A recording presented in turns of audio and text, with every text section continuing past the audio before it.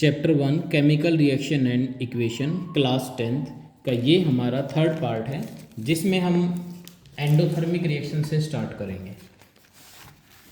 ये हमारी fourth reaction है, एंडोथर्मिक रिएक्शन। इससे पहले वाले पार्ट में हमारी 3 रिएक्शन हो गई, कॉम्बिनेशन रिएक्शन, डिकम्पोजिशन रिएक्शन और एक्सोथर्मिक रिएक्शन।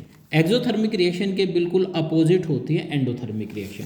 एंडोथर्मिक रिएक्शन वो होती है जिसमें रिएक्टेंट को प्रोडक्ट में कन्वर्ट करने के लिए, अगर रिएक्टेंट को हम प्रोडक्ट में कन्वर्ट करते हैं तो कन्वर्ट करने के लिए हमें इसको हीट या एनर्जी देनी पड़ेगी, तब जाके रिएक्शन पॉसिबल होगी। तो इसका एग्जांपल क्या हो सकता है? अगर कैल्शियम कार्बोनेट, देखिए जितनी भी रिएक्शन डिकम्पोजिशन की रिएक्शन है वो सारे एग्जाम्पल एंडोथर्मिक के एग्जाम्पल हैं।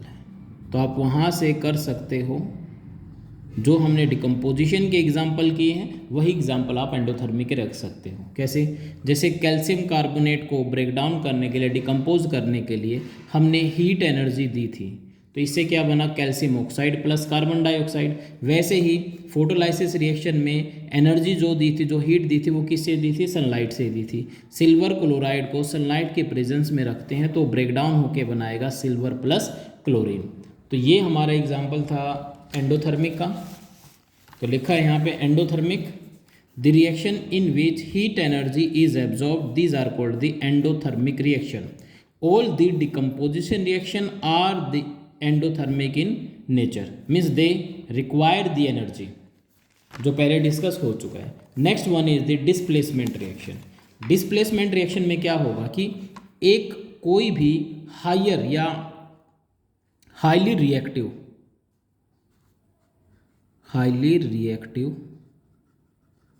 मेटल लेंगे, उसको किसी दूसरे मेटल के सोल्ट के साथ रिएक्ट करवाएंगे। कोई दूसरा मेटल है जो इससे कम रिएक्टिव है, उसके सोल्ट के साथ रिएक्ट करवाएंगे। तो इसको मैं लिखता हूं, अगर M1 तो इसको लिखेंगे M2।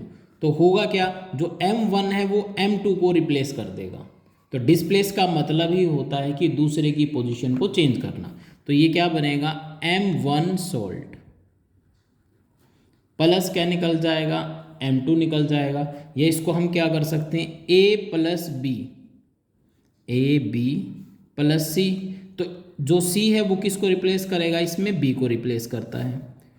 और ज़्यादा रिएक्टिव कौन सा है? जो मेटल हम लेंगे वो हायर रिएक्टिव होना चाहिए, तब सोल्ट में से उसको दूसरे मेटल को वो डिस्प्लेस या रिप्लेस कर पाएगा। तो ये बनेगा AC plus B। This is the displacement reaction. तो ये जो सोल्ट हम लेंगे, जो M2 सोल्ट लेंगे M2 मेटल का, तो ये होगा एक्वस। एक्वस का मतलब बता दिया था, अगर किसी सब्सटेंस को वाटर में डिसॉल्व करते हैं तो वो एक्वस सॉल्यूशन बनाता है, जिसको AQ से रिप्रेजेंट करते हैं। तो क्या लिखा है? वो रिएक्शन जिसमें मोर रिएक्टिव या मोर एक्टिव एलिमेंट डिस्प्लेस करता है लेस एक्टिव एलिमेंट को फ्रॉम इट्स कंपाउंड, उसके कंपाउंड से, in the aqueous solution. Aqueous solution form में उसको लेना पड़ेगा। कंपाउंड में मीन्स M2 को अगर रिप्लेस करना है तो M2 का कंपाउंड होना चाहिए, इसलिए हमने M2 को साल्ट की फॉर्म में लिखा है। एग्जाम्पल अगर लिखते हैं, जैसे iron displace the copper from the copper sulphate. हमने यहाँ पे क्या किया कि आयरन लिया है और ये जो सेकंड मेटल लिया है वो कॉपर लिया है। कॉपर सल्फेट का कंपाउंड है जो एक्वस सॉल्यूशन है, तो इसमें आयरन डिस्प्लेस करेगा कॉपर को, तो ये बन जाएगा FeSO4 प्लस Cu। जहाँ पर हमने लिया था blue colour solution, blue colour solution किसका था? कॉपर सल्फेट का। रिएक्शन होने के बाद ये बन गया light green solution, right green solution of the ferrous sulphate. Second example, अब देखिए यहाँ पर एग्जाम्पल हमारे पास ये है, एक्टिविटी आपकी 1.9। इसमें क्या बताया गया है कि ये जो सॉल्यूशन आपने लिया है टेस्ट ट्यूब में, ये सॉल्यूशन है कॉपर सल्फेट का, जिसका ब्लू कलर है। अगर इसमें आयरन नेल्स को रख दिया जाए तो होगा क्या? कॉपर सल्फेट सॉल्यूशन इसमें लिया है जिसका ब्लू कलर दिखाई देगा, इधर से ब्लू कलर है, और इसके बाद जो बनेगा, ये एक टेस्ट ट्यूब में हमने blue colour copper sulphate solution लिया है, लेकिन इसके बाद ये दूसरा सॉल्यूशन है जिसमें हमने आयरन नेल को डिप किया था तो यहाँ पर ये बनेगा लाइट ग्रीन कलर का फेरस सल्फेट, ये लाइट ग्रीन कलर का सॉल्यूशन बनेगा फेरस सल्फेट। तो इस केमिकल रिएक्शन से या इस एक्सपेरिमेंट से प्रूव होता है कि डिस्प्लेसमेंट रिएक्शन होती है। और इस डिस्प्लेसमेंट रिएक्शन की जो ऑब्जर्वेशन है वो है कलर से। पहले कलर ब्लू था तो अब कलर इसका हो गया है light green, light green colour. तो इसमें अगर देखते हैं एक्टिविटी में, इसमें यही बताया कि आयरन नेल लेंगे, 3 आयरन नेल लेंगे, उसको अगर किसी बीकर में टेस्ट ट्यूब ए में अगर उसको रखते हैं तो उसके बाद देखेंगे जो कलर में कोई कोई चेंजेस आएंगे। तो यहाँ पे क्वेश्चन क्या पूछा गया है, compare the density of the blue colour of copper sulphate solution in the test tube. जो ब्लू कलर है वो फेड हो जाएगा, वो चेंज हो जाएगा। दूसरा क्या बताया गया है, compare the colour of iron nail, iron nail का कलर भी चेंज होगा जैसे ये बताया है। अब यहाँ पे why does the iron nail became brownish in colour and blue colour the copper sulphate get fade. ये इधर से कॉपर सल्फेट का ब्लू कलर है जो लाइट ब्लू हो जाएगा, और जो सल्फर है फेरस सल्फेट है उसका कलर बनेगा ग्रीन कलर। ठीक है, तो ये हमारी हो जाएगी इसकी केमिकल रिएक्शन। नेक्स्ट, क्या क्या चेंजेस यहाँ पे आए जो क्वेश्चन पूछे गए थे। पहला, जो ब्लू कलर था कॉपर सल्फेट सॉल्यूशन का वो फेड होगा, क्यों, it change into the light green colour, पहले क्वेश्चन का आंसर है। दूसरे का जो आयरन नेल है that remain suspended has the brownish coating of the copper on its surface. जो आयरन नेल बची हुई थी, जो आयरन नेल अभी सॉल्यूशन में है, जो रिएक्शन कर रही थी, तो उन आयरन नेल के ऊपर कॉपर की लेयर डिपॉजिट हो जाएगी। जो कॉपर यहाँ से रिलीज हुआ है, ये कॉपर इधर से देखिए, जो ये कॉपर रिलीज हुआ है ये आयरन नेल्स के ऊपर डिपॉजिट हो जाएगा। तो इनके ऊपर एक ब्राउन लेयर बनेगी, और ब्राउन कोटिंग किसकी बनेगी, वो कॉपर की बनेगी। दो चेंजेस आपके इसमें बताए गए हैं, दो ही क्वेश्चन पूछे गए हैं। पहला तो ये पूछा गया कि जो आयरन नेल है वो ब्राउन कैसे हो जाती है। दूसरा ये पूछा गया कि जो ब्लू कलर है कॉपर सल्फेट का वो चेंज कैसे हुआ और किस में चेंज हुआ। Why does the iron nail became brownish in colour and blue colour of the copper sulphate fade. इसका रीज़न क्या है, ब्राउन जो आयरन नेल्स थी वो रिएक्ट करती है, और ब्राउन कलर की वो क्या होता है कि उसके ऊपर जो कॉपर की लेयर, एक लेयर बन जाती है, कॉपर उनके ऊपर डिपॉजिट हो जाता है जिससे उसका कलर हो जाता है ब्राउन। दूसरा क्वेश्चन ये आता है जो ब्लू कलर है कॉपर सल्फेट का वो फेड क्यों हुआ, वो हुआ डिस्प्लेसमेंट रिएक्शन से। इसमें हुआ क्या कि जैसे आयरन नेल को कॉपर सल्फेट सॉल्यूशन में रखा गया तो आयरन ने कॉपर को डिस्प्लेस कर दिया था, मीन्स आयरन हायर रिएक्टिव था और कॉपर लो रिएक्टिव था, तो इससे बना फेरस सल्फेट और आयरन रिलीज हुआ। ये जो आयरन रिलीज हुआ ये आयरन डिपॉजिट सॉरी जो कॉपर रिलीज हुआ ये कॉपर डिपॉजिट हुआ आयरन नेल्स के ऊपर, जिससे उसका कलर हो गया ब्राउन।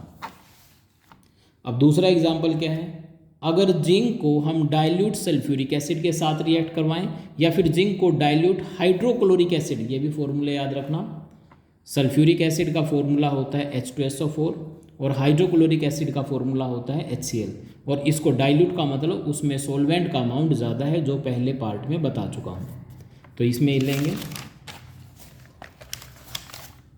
तो रिएक्शन क्या होगी, जो जिंक है वो हाइड्रोजन से ज़्यादा रिएक्टिव है, तो यहाँ पर जिंक हाइड्रोजन को रिप्लेस कर देगा, तो ये बनेगा जिंक सल्फेट, ये इधर हो गया, और हाइड्रोजन गैस यहाँ से रिलीज हो जाएगी, H2 निकल जाएगा।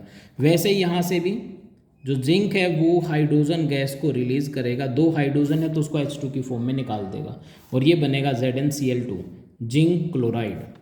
अगला एग्जाम्पल बताएगी, अगर जिंक को कॉपर सल्फेट के साथ रिएक्ट करवाते हैं तो जिंक कॉपर से भी ज़्यादा रिएक्टिव है, तो ये भी इस रिएक्शन में कॉपर को रिप्लेस करके बन जाएगा zinc sulphate plus copper. Next में अगर लेड को, ये NCERT के अकॉर्डिंग दी गई है रिएक्शन तो ये याद करनी पड़ेगी हमें। Pb का मतलब लेड, अगर लेड को रिएक्ट करवाते हैं कॉपर क्लोराइड के साथ तो इसमें बनेगा PbCl2 प्लस कॉपर रिलीज होगा, तो मतलब लेड जो हुआ वो कॉपर से ज़्यादा रिएक्टिव हुआ। अब हमें ये कैसे पता लगेगा कि कौन सा एलिमेंट हायर रिएक्टिव है और कौन सा एलिमेंट लो रिएक्टिव है। इसके लिए हमें दी गई है एक्टिविटी सीरीज। एक्टिविटी सीरीज में कुछ ये एलिमेंट दिए गए, ये हमें याद रखने पड़ेंगे। अब इसमें देखिए हाइड्रोजन को सेंटर पॉइंट में रखा गया, बिल्कुल बीच में रखा गया है। हाइड्रोजन से जितने नीचे एलिमेंट, ये भी याद रखना, हाइड्रोजन से जो नीचे वाले एलिमेंट है वो बहुत कम रिएक्टिव है, और हाइड्रोजन से ऊपर वाले जो एलिमेंट है वो ज़्यादा रिएक्टिव है। और हाइड्रोजन से ऊपर वाला जो एलिमेंट है उनमें से कोई भी एलिमेंट अगर डाइल्यूट एसिड के साथ रिएक्ट करता है, याद रखिए डाइल्यूट एसिड कोई भी हो, HCl हो या H2SO4 हो, तो वो रिलीज करते हैं हाइड्रोजन गैस। जबकि नीचे वाले डाइल्यूट, ये जो बच गए, ये डाइल्यूट एसिड के साथ इनकी कोई रिएक्शन नहीं होती। अब यहाँ पर देखा जाए जो ऊपर एलिमेंट है जिसकी पोजीशन ऊपर है वो नीचे वाले से ज़्यादा रिएक्टिव है। मीन्स पोटासियम कैल्शियम से ज़्यादा रिएक्टिव है, कैल्शियम सोडियम से ज़्यादा रिएक्टिव है, सोडियम एल्यूमिनियम से ज़्यादा रिएक्टिव है, और एल्यूमिनियम जिंक, और जिंक आयरन से ज़्यादा रिएक्टिव है। और वैसे ही आयरन टिन से ज़्यादा रिएक्टिव है, और जो टिन है वो हाइड्रोजन से ज़्यादा रिएक्टिव है। तो यहाँ पर आते आते पता लगता है जो गोल्ड है वो लीस्ट रिएक्टिव है, सबसे कम रिएक्टिव है, और इस सीरीज के अकॉर्डिंग सबसे ज़्यादा रिएक्टिव है पोटासियम। तो अगर इसमें देखा जाए metal more reactive than the hydrogen, hydrogen से जो ऊपर एलिमेंट प्रेजेंट है वो एसिड में से हाइड्रोजन गैस को रिलीज कर सकते हैं, इसीलिए इन मेटल को हम नाम देते हैं एक्टिव मेटल, एक्टिव मेटल। और जो नीचे प्रेजेंट है उनको नाम देते हैं इनएक्टिव मेटल। वैसे तो ये टेबल आपके चैप्टर नंबर 3 में है, मेटल एंड नॉन मेटल में, लेकिन यहाँ पर ज़रूरत पड़ती है इसकी कि हमें पता कैसे लगेगा कौन सा एलिमेंट किसको रिप्लेस कर सकता है। अब हमें कैसे पता लगेगा जो ऊपर वाला एलिमेंट है वो नीचे वाले एलिमेंट को रिप्लेस कर सकता है। इसका मतलब ये हुआ जो सोल्ट है वो नीचे वाले एलिमेंट का होना चाहिए। जैसे जिंक और कॉपर अगर लेते हैं, मान लीजिए जिंक कॉपर लेते हैं, तो कॉपर का सोल्ट होना चाहिए और जिंक अकेला होना चाहिए। जैसे ये है जिंक और कॉपर सल्फेट का सॉल्यूशन हुआ और जिंक अकेला है, तो जिंक इसको रिप्लेस कर देगा क्योंकि जिंक की पोजीशन कॉपर की पोजीशन से ऊपर है। तो ऊपर वाला एलिमेंट अपने रिस्पेक्टिव नीचे वाले एलिमेंट से ज़्यादा रिएक्टिव होगा। तो डेफिनेशन क्या बनती है एक्टिविटी सीरीज की? The arrangement of metal in a vertical column, vertical column means ऊपर से नीचे, in order of their decreasing activity from top to bottom. जैसे टॉप से बॉटम की तरफ जाते हैं तो रिएक्टिविटी डिक्रीज होगी, और this is called the reactivity series, और you can say activity series. आगे लिखा कि अपर जो मेटल्स है वो ज़्यादा रिएक्टिव है as compare to the respective lower metals. Upper जो मेटल है वो डिस्प्लेस कर सकते हैं lower, higher reactive low reactive को रिप्लेस कर सकता है। अगर आपको कोई रिएक्शन दी जाती है और उसका आपको पता लगाना है कि ये डिस्प्लेसमेंट रिएक्शन हो सकती है या नहीं हो सकती, तो उसके लिए आपको पहले पोजीशन पता होनी चाहिए। अगर कोई मेटल हाई रिएक्टिव मेटल है वो अकेला है, मेटेलिक फॉर्म में है, और जो लो रिएक्टिव है वो सॉल्ट फॉर्म में है, तो उसको डिस्प्लेस करेगा। लेकिन अगर इसको उल्टा लिख दिया जाए, मैं यहाँ पे लिखता हूँ कॉपर प्लस जिंक सल्फेट, अगर ये लिखते हैं तो इसके बाद क्या होगा, हमें लिखना पड़ेगा नो रिएक्शन, नो रिएक्शन, क्योंकि जो जिंक है वो कॉपर से कम रिएक्टिव है। जिंक की जो कॉपर जो है वो जिंक से कम रिएक्टिव है, क्योंकि कॉपर की पोजीशन नीचे है और जिंक की पोजीशन ऊपर है। ठीक है, तो ये हमें बताती है एक्टिविटी सीरीज। एक्टिविटी सीरीज में और क्या पता लगता है? अच्छा, इसमें एक और क्वेश्चन कई बार आ जाता है, इसमें हाइड्रोजन क्यों ली, जबकि हम इसमें मेटल के अरेंजमेंट दिखाते हैं। सभी एलिमेंट इसमें मेटल है, देखो सभी एलिमेंट मेटल है, जबकि हाइड्रोजन को इनबॉक्स करके कुछ स्पेशल रिप्रेजेंटेशन की गई है, और यहाँ पे लिखा हुआ है अरेंजमेंट ऑफ मेटल। हाइड्रोजन को इसलिए लिया गया क्योंकि हाइड्रोजन एक ऐसी नॉन मेटल है जो इलेक्ट्रॉन लूज कर सकती है मेटल की तरह ही। Because like the metal hydrogen can lose the electron and to form the positive ion, और पॉजिटिव आयन बना सकती है। जो मेटल ऊपर की तरफ प्रेजेंट है हाइड्रोजन से, वो एक्टिव मेटल बता दिया कि हाइड्रोजन को रिप्लेस कर सकते हैं वो डाइल्यूट एसिड से, और जो नीचे प्रेजेंट है वो इनएक्टिव मेटल है, वो रिप्लेस या डिस्प्लेस नहीं कर सकते। तो डिस्प्लेसमेंट रिएक्शन आर यूजेस कहाँ पर करते हैं डिस्प्लेसमेंट रिएक्शन का? अगर 1 नंबर का क्वेश्चन पूछ लिया जाता है तो सिल्वर और गोल्ड के एक्सट्रैक्शन में, सिल्वर और गोल्ड को प्योर फॉर्म में एक्सट्रैक्ट करने के लिए हम इसका यूज़ करते हैं। और सभी डिस्प्लेसमेंट रिएक्शन एक्सोथर्मिक रिएक्शन है, वो हम सेकंड पार्ट में डिस्कस कर चुके हैं। एक्सोथर्मिक वो रिएक्शन होती है जिसमें से हीट रिलीज होती है। नेक्स्ट हमारा आता है डबल डिस्प्लेसमेंट। अच्छा, डिस्प्लेसमेंट में क्या हुआ, एक तो हमने एलिमेंट फॉर्म में लिया था और दूसरा लिया था जो रिएक्टेंट था वो कंपाउंड फॉर्म में। डबल डिस्प्लेसमेंट में क्या होगा कि दोनों ही हमें कंपाउंड फॉर्म में लेने पड़ेंगे, सी और डी, और इवन दोनों ही एक्वस यानी कि सॉल्यूशन फॉर्म में भी लेने पड़ेंगे इस तरीके से। अब दोनों जो कंपाउंड है वो आयनिक कंपाउंड होने चाहिए, ये भी ज़रूरी है, आयनिक कंपाउंड। अब आयनिक कंपाउंड क्या होता है ये आपको 4th यूनिट जब करेंगे उसमें पता, मेटल नॉन मेटल में आ जाएगा आयनिक कंपाउंड क्या होते हैं, उनकी प्रॉपर्टी क्या। फिलहाल आप याद रखें कि यहाँ पर एक कंपाउंड था और एक मेटल था। मेटल कौन सा था, जो हाई रिएक्टिव था वो मेटल था, और लो रिएक्टिव था वो कंपाउंड फॉर्म में था। यहाँ पर दोनों ही कंपाउंड फॉर्म में है, तो इस केस में क्या होगा, एक कंपाउंड का एक आयन दूसरे आयन को रिप्लेस कर देगा ऐसे, यानी कि ए किसको रिप्लेस कर देगा, यहाँ पे सी को कर देगा, या फिर दूसरा कर लीजिए बी डी को कर देगा। अब एग्जांपल लेते हैं, जैसे हम लेते हैं बी ए Cl2 प्लस Na2SO4। तो इस केस में जो सल्फेट है, सल्फेट पे चार्ज नेगेटिव आता है, ये आपको बताया गया जब फॉर्मूले बनाए थे, सबसे पहला पार्ट था उसमें बताया फॉर्मूले कैसे बनते, तो उसमें बताया था ये एनायन होते हैं। एनायन वो होते हैं जिन पर नेगेटिव चार्ज होता है, Cl पर नेगेटिव चार्ज आता है, SO4 पर नेगेटिव चार्ज आता है, 2 नेगेटिव, तो ये हो गए एनायन। ठीक है, जो सल्फेट है वो सल्फेट आ जाएगा क्लोरीन की जगह पे, या क्लोरीन आ जाएगा सल्फेट की जगह पर, तो प्रोडक्ट क्या बनेगा, BaSO4, जो बनेगा सॉलिड फॉर्म में। और सॉलिड फॉर्म में बनने के बाद ये जो प्रोडक्ट है ये टेस्ट ट्यूब में या जिस कंटेनर में इसको बनाएंगे ये नीचे बैठ जाएगा इधर, और जो सॉलिड फॉर्म में इनसॉल्युबल प्रोडक्ट बनता है, मतलब जो वाटर में डिजोल्व नहीं होता और सॉलिड फॉर्म में होता है, उसको हम नाम देते हैं पीपीटी। पीपीटी का मतलब होता है प्रेसिपिटेट। तो डेफिनेशन भी पूछ ली जाती है, प्रेसिपिटेट क्या होते हैं, precipitate insoluble solid substance are called the precipitate. और जिस रिएक्शन में पीपीटी बनते हैं, यहाँ पर ये पीपीटी बने और ये है वाइट कलर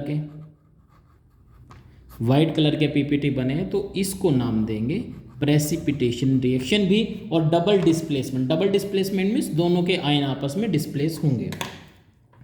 और फिर क्या बच गया, अब देखो इसके कितने Na बच गए, 2, और Cl कितने हो गए, 2। इधर आएंगे तो इसको लिखेंगे 2 कॉमन लेके 2NaCl, जो वाटर में डिजोल्व हो जाएगा ये एक्वस सॉल्यूशन बनाएगा, ये वाटर में डिजोल्व नहीं होगा ये पीपीटी बनाएगा। और ये याद रखें जो आपने बेरियम क्लोराइड लिया है ये कलरलेस है,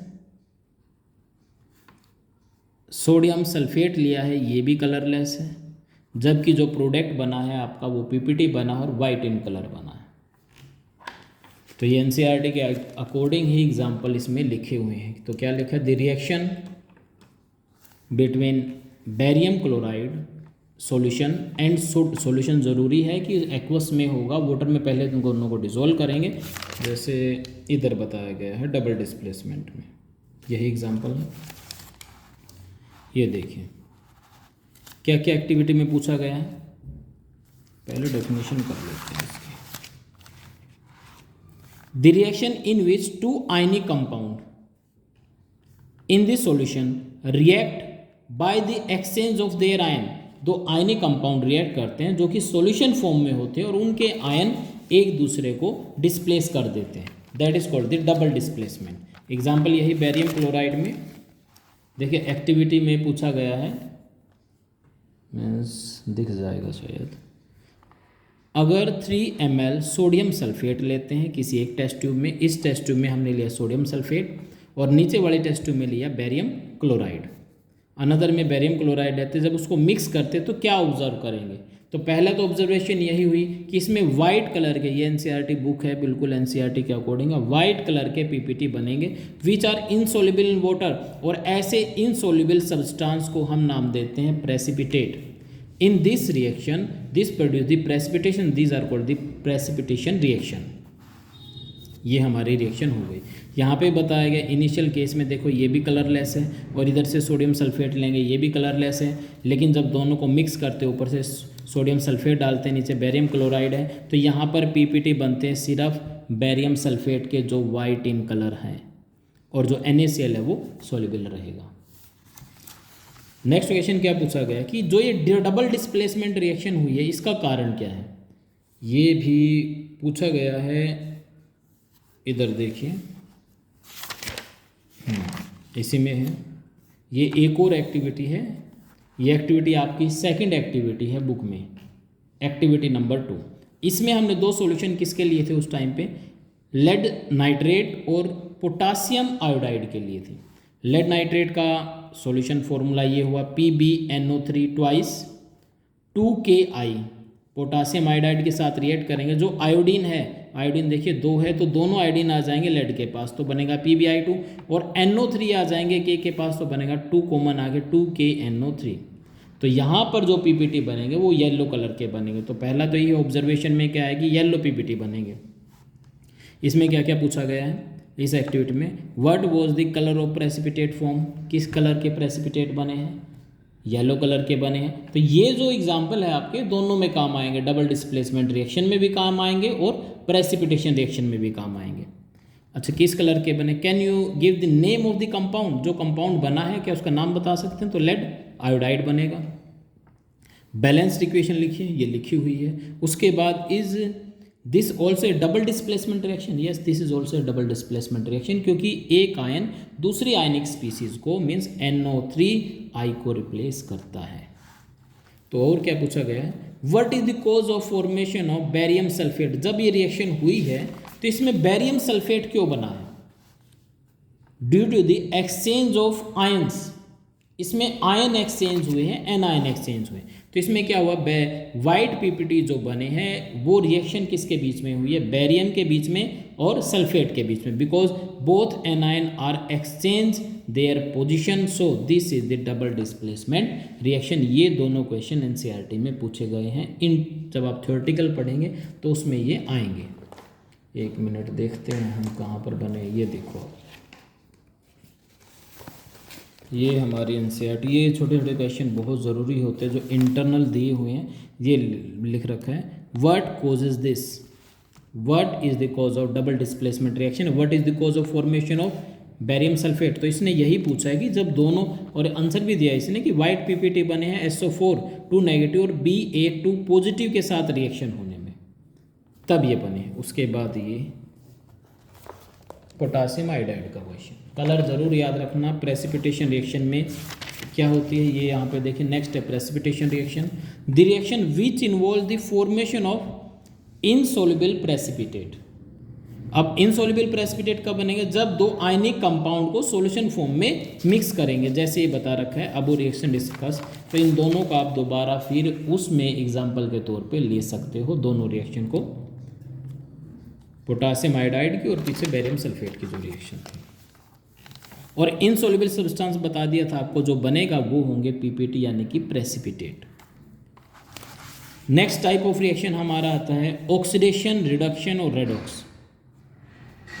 ऑक्सीडेशन रिएक्शन कौन सी है, देखिए जैसे वैसे तो रेडॉक्स से शुरू करते हैं हम, रेडॉक्स रिएक्शन। इस नाम को अगर 2 पार्ट में डिवाइड करते हैं तो एक जो पार्ट बनता है रेड और दूसरा ऑक्स। ऑक्स मीन्स होता है ऑक्सीडेशन, ऑक्सीडेशन, और पहले का मतलब होता है रिडक्शन। अगर दोनों रिएक्शन साथ साथ होती है, एक ही रिएक्शन में हमें दोनों रिएक्शन देखने को मिलती है, मतलब कोई सब्सटेंस है, एक सब्सटेंस का तो ऑक्सीडेशन और दूसरे का रिडक्शन हुआ है, तो उस केस में हम उस रिएक्शन को नाम देंगे रेडॉक्स रिएक्शन। अब ऑक्सीडेशन क्या होता है, आप ये ना ओ से याद रखिए, ऑक्सीडेशन ओ से, जिसमें ऑक्सीजन ऐड होता है, ये ऐड प्लस का साइन है, positive, positive means something add, addition of oxygen. अगर ऑक्सीजन ऐड किया जाता है तो ये हाइड्रोजन को रिमूव करेंगे, हाइड्रोजन को रिमूव किया जाता है, या दोनों ही होते हैं। अच्छा ऐसा भी ज़रूरी नहीं है किसी रिएक्शन में दोनों ही होंगे, या ये हो सकता है ऑक्सीजन को ऐड करें बस इतने में रिएक्शन ख़त्म। या ये हो सकता है हाइड्रोजन को रिमूव करें तो रिएक्शन ख़त्म, या दोनों चेंजेस हो सकते हैं। जब ये दोनों होते हैं, दोनों में से एक होता है, तब होगा ऑक्सीडेशन। ऑक्सीडेशन आप याद रखें, ऑक्सीजन और हाइड्रोजन दोनों अपोजिट ही चलेंगे। अगर ऑक्सीजन को ऑक्सीडेशन बना है O से, मतलब ऑक्सीडेशन में O आता है, O आने का मतलब क्या हुआ, ऑक्सीजन ऐड होगा। अगर ऑक्सीजन ऐड होगा तो हाइड्रोजन रिमूव होगा। जबकि दूसरी तरफ देखें, अगर इधर ऑक्सीजन ऐड होता है तो इधर ऑक्सीजन को रिमूव किया जाएगा, तब रिडक्शन होगा, और हाइड्रोजन को ऐड किया जाएगा, तब होगा रिडक्शन। तो ये डेफिनेशन। और दोनों रिएक्शन जब साथ साथ होते हैं तो रेडॉक्स रिएक्शन। एक और याद रखें, जिस सब्सटेंस का, ये आगे आएगा भी, जिस सब्सटेंस का रिडक्शन हुआ है वो हो जाएगा ऑक्सीडाइजिंग एजेंट, और जिसका ऑक्सीडेशन हुआ है उल्टा हो जाएगा, वो हो जाएगा रिड्यूसिंग एजेंट। तो ऑक्सीडाइजिंग एजेंट कौन सा होगा, यह डेफिनेशन आ जाए, दैट गेट रिड्यूस्ड, और reducing agent that get oxidise. अच्छा, ऑक्सीडाइजिंग सब्सटेंस जो रिड्यूस्ड होगा या जिसका रिडक्शन होगा, रिड्यूसिंग सब्सटेंस जो ऑक्सीडाइज्ड होगा। तो ये हमारी 3 डेफिनेशन और इनके एग्जाम्पल। चलो एक एग्जाम्पल करते हैं, ऑक्सीडेशन का करते हैं। ऑक्सीडेशन में अगर हम लेते हैं कॉपर का कोई भी कंटेनर लेते हैं जो कॉपर से बना है, अगर उसको हीट करते हैं ऑक्सीजन की प्रेजेंस में, तो ये बना देगा कॉपर ऑक्साइड। जो कॉपर है, कॉपर का कलर होता है ब्राउन, और जो कॉपर ऑक्साइड बनेगा ये होगा ब्लैक कलर का। तो इस रिएक्शन में अगर देखा जाए तो हुआ क्या है, यहाँ पे सिर्फ कॉपर था और प्रोडक्ट की तरफ गए तो क्या बन गया, कॉपर ऑक्साइड। मतलब कॉपर ने ऑक्सीजन के साथ रिएक्ट किया तो क्या ऐड हुई इसमें, ऑक्सीजन। ऑक्सीजन ऐड हुई तो रिएक्शन का नाम हुआ ऑक्सीडेशन रिएक्शन। ये रिडक्शन ऊपर तक है, और ये हमारा एग्जाम्पल है ऑक्सीडेशन का। तो इसका ऑक्सीडेशन हुआ। एक और एग्जाम्पल लेते हैं ऑक्सीडेशन का, कार्बन प्लस ऑक्सीजन, तो ये बन जाएगी कार्बन डाइऑक्साइड। तो इसमें भी देखिए कार्बन में ऑक्सीजन ऐड हुआ है। नेक्स्ट,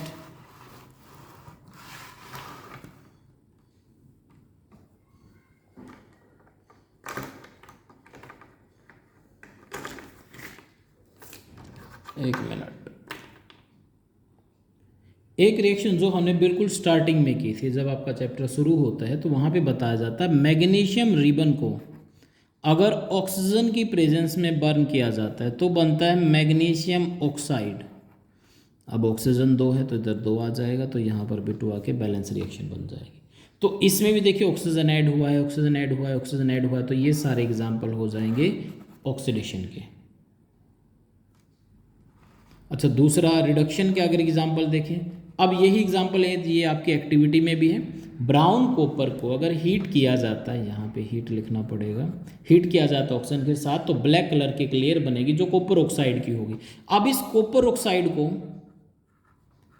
हम हाइड्रोजन के साथ रिएक्ट करवाते हैं, हाइड्रोजन गैस के साथ रिएक्ट करवाते हैं, तो होगा क्या कि जो ऑक्सीजन है वो कॉपर के पास से जली जाएगी और वो हाइड्रोजन के पास आ जाएगी।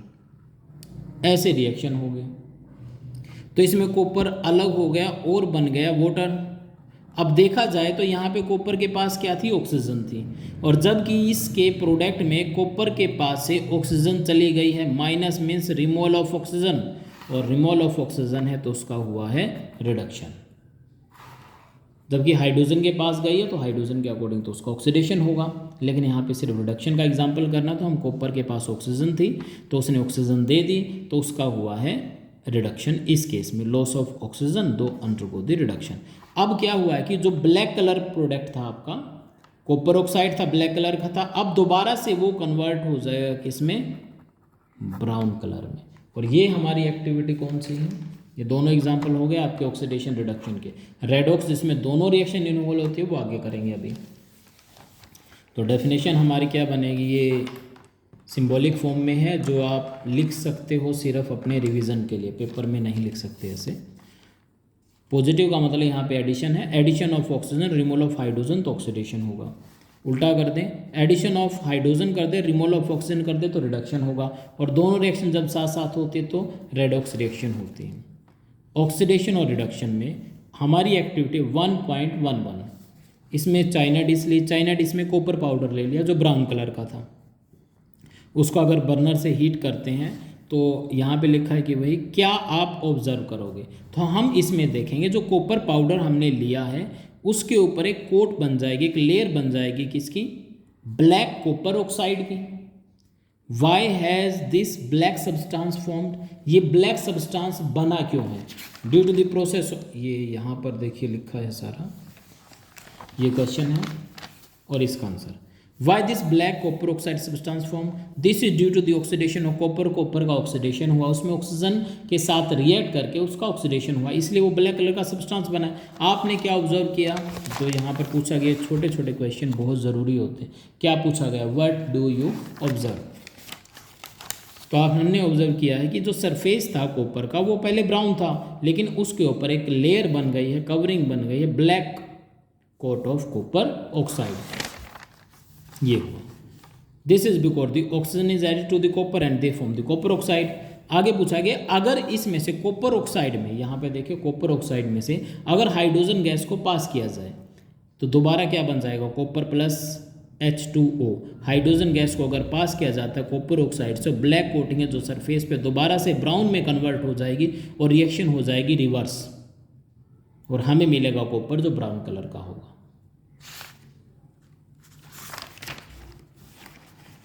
तो ये कुछ एग्जाम्पल है जो ऑक्सीडेशन के हैं। ऑक्सीडेशन रिएक्शन की definition, which involve the gain of oxygen and loss of hydrogen, this is the oxidation. Example है मैग्नीशियम रिबन को ऑक्सीजन के प्रेजेंस में बर्न करते हैं, मैग्नीशियम ऑक्साइड, कार्बन को बर्न करते तो कार्बन डाइऑक्साइड, कॉपर का एग्जाम्पल हमने कर दिया कि ब्राउन कलर को ब्लैक में कन्वर्ट किया जाएगा। यहाँ से आप इसको पूरे को नोट कर सकते हो। हाँ, अगर वीडियो स्लो है तो थोड़ा सा इसको फास्ट कर लेना, बस 3 मिनट की ओर बनेगी। ओहो, ये अच्छा, ये अलग में आएगा फिर, चलो देख लेते हैं। रिडक्शन में क्या होगा, reaction involve the loss of oxygen and gain of hydrogen, ये रिडक्शन में हो जाएगा, ब्लैक कलर का दोबारा ब्राउन में। और ये आपको बताया था कि जो ऑक्सीडाइजिंग एजेंट कौन से होंगे, जो सब्सटेंस ऑक्सीजन दे या हाइड्रोजन ले वो ऑक्सीडाइज, और उनका क्या खुद हो, रिडक्शन हो। रिड्यूसिंग एजेंट वो होंगे जो इसका अपोजिट कर दें। रेडॉक्स रिएक्शन तब जब ऑक्सीडेशन और रिडक्शन साथ साथ हो। जैसे इस रिएक्शन में देखें, कॉपर ऑक्साइड को हाइड्रोजन के साथ रिएक्ट करवाया तो इसमें कॉपर बन गया, वाटर बन गया। अब इसमें जो कॉपर ऑक्साइड है, कॉपर ऑक्साइड का रिडक्शन हुआ, ये रिडक्शन रिएक्शन हो गई। नीचे वाले में क्या हुआ, ऑक्सीडेशन, इसमें ऑक्सीजन ऐड हुई है। अब ऑक्सीजन किसके साथ ऐड हुई है, H2 के साथ, तो ये हो जाएगा रिड्यूसिंग। जिसका ऑक्सीडेशन हुआ है वो रिड्यूसिंग एजेंट, और जिसका रिडक्शन हुआ है वो ऑक्सीडाइजिंग एजेंट। वैसे जिंक ऑक्साइड का अगर कार्बन के साथ रिएक्शन करवाते हैं, कार्बन का ऑक्सीडेशन है, जिंक ऑक्साइड का रिडक्शन है, तो जिंक ऑक्साइड इसमें ऑक्सीडाइजिंग एजेंट है और कार्बन रिड्यूसिंग एजेंट है। वो सब्सटेंस जो ऑक्सीजन गेन करता है और हाइड्रोजन को रिमूव करता है वो ऑक्सीडाइज होता है, और जो सब्सटेंस ऑक्सीजन को देता है और हाइड्रोजन को लेता है वो रिड्यूस्ड होता है। अभी इतनी ही बन पाएगी। हमारा इसमें एक पार्ट और रह गया, वो कोरोजन का और रेंसिडिटी, तब जाके चैप्टर ख़त्म होगा। ठीक है, उसको अगले पार्ट में देखते हैं। इसमें बस इतना ही, कुछ समझ में ना आए तो बेटा बता देना।